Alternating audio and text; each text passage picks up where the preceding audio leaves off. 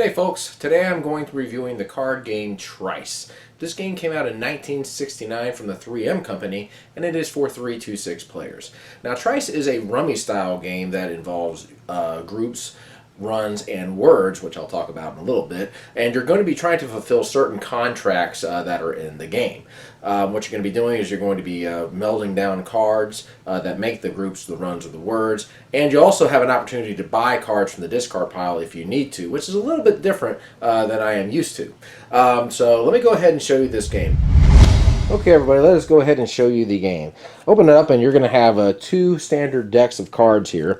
And one of the things you're going to notice is that each of these cards also has a letter on it. What you're going to be doing in this game is you're going to be forming groups, runs, and words depending on what the contract is, which I'll show you in a minute. What you're going to do is you're going to basically play this game like rummy. A group is basically going to be 3 cards of the same number. So if you have, like, say, 3 5s in your hand, you can go ahead and lay those down, which in this case is called melding, is laying down the cards.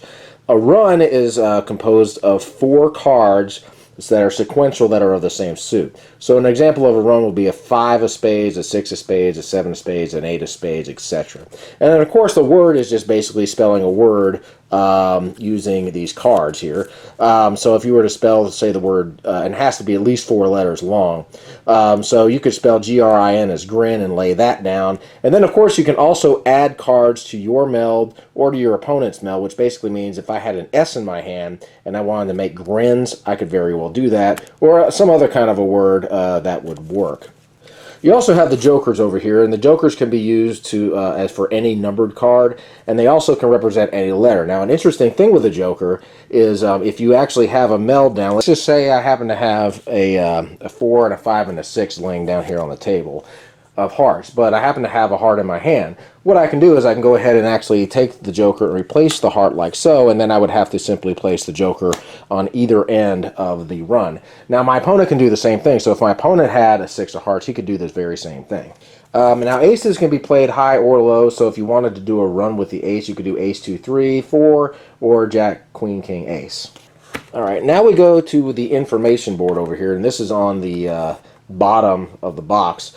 There's 3 things here that are called banks, and then you have these 7 different hands. In hand 1, what you're going to be trying to do is you're going to try to form 1 group and 1 word, and in hand 2 you're going to want to do a run and a word, and then each of the hands have something different. And once you finish bank 1, if you are able to go out first, you're going to get 10 points bonus. With bank 2 hands, you'll get a 20-point bonus, and bank 3 you'll get a 30-point bonus. Now you'll see something here that is called pat hand in hands number 3 and hand number 7.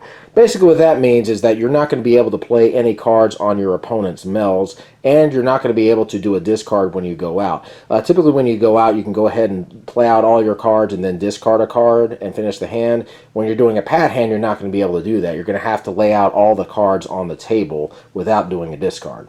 Now there's also this little marker that you're going to be able to put here on the back of the box to represent which hand you have, and you can just simply lay it, put it up like so everybody can see it. And after the hands are complete, you'll just simply move it to the next hand.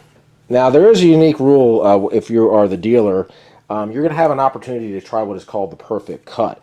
If you're able to, before you deal the cards, if you're able to pick up exactly the amount of cards that you need, in this case, let's say it was the first hand, I had to deal 10 cards to my opponent, 10 cards to myself, and have 1 card as a discard. If I was able to actually pick up that exact amount of cards, I would get a 25-point bonus. Rather unique. Okay, so let's just do a round just to kind of show you how this works. We're going to do hand 1 first, and this is 1 group and 1 word that each of us are going to have to lay down on the table. So I'm going to go ahead and look at my hand, and first thing I'm going to do is I'm going to just see if I can go ahead and make a word. So let's see here, I can make the word beer. So let's just say it aside, I'm going to go ahead and put these cards here just to go ahead and form my word. And then I've got to also make a group, which is basically 3 of a kind. So what I'm going to go ahead and do is I'm going to draw a card from here. I can also pick up this card, but if I do, I'm going to have to pick up an extra card. I'm going to be buying this card. So let's just go ahead and say that I've picked up a card here and I've drawn an ace. So the first thing I'm going to do is I'm going to go ahead and make my word, and I'm going to go ahead and place the word beer down here. And I actually can put down the I can actually put down the group as well. So let's just go ahead and say that I put down the group. And so I'll go ahead and put these aces down here. So that basically leaves me with 4 cards that I'm going to have to try to get rid of. And I can do that by playing cards on my melds like here, or if my opponent puts melds down, that way. So now I'm going to have to go ahead and do a discard. So what I'm going to do is I'm going to discard this 3 and put that down. And now it goes to player 2. So let's go ahead and say player 1 draws an ace. He can go ahead and play the ace over here or on here. He'll just play it on his side since he'll get points for that. And then he's going to go ahead and look and see if he can play anything else. So he can actually play the S here on the word beer and make beers.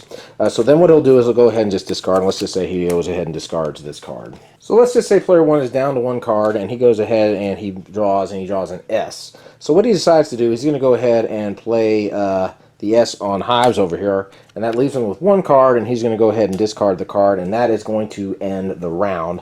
And so then what's going to happen is everybody's going to go ahead and total up their points. So the first thing that's going to happen is player 1 is going to gain 10 points for being the first one to go out on hand 1. And then you're going to go ahead and count up the points for the cards. The scoring works like this. Any jokers and aces that you've laid down are 10 points each. King through 10 is 5 points. 9 through 6 is 3 points. And then 5 through 2 is 1 point each. So I would go ahead and score 10 points for the joker, 10 points for each of the aces.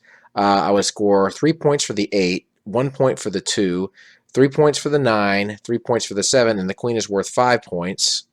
So I would get 55 points from the cards, and then the 10-point bonus would make 65 points.